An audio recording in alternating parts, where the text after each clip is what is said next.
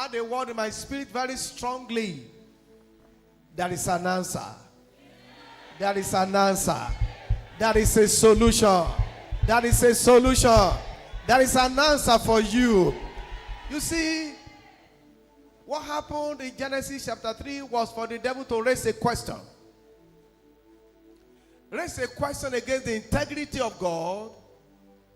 Raise questions against the abilities of God, the sovereignty of God, the capacity of God.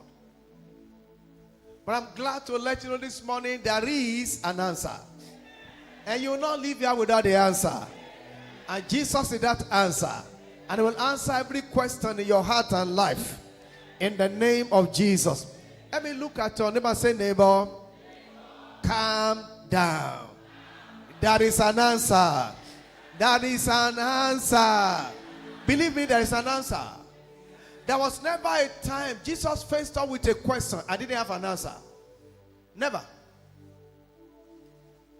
Situations pose questions at him. He had already made answers. Circumstances pose questions at him. He had already made answer. You like confusing.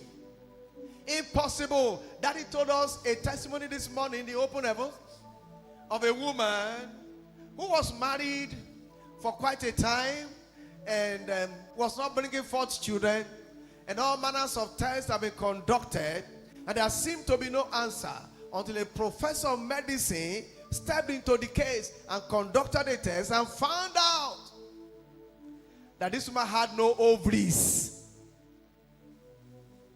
Ovary is the place where women produce eggs. She was biologically deficient, a question raised by the devil against the capacity of God to make a woman wonderfully and beautifully and fearfully. He showed God as a God who can have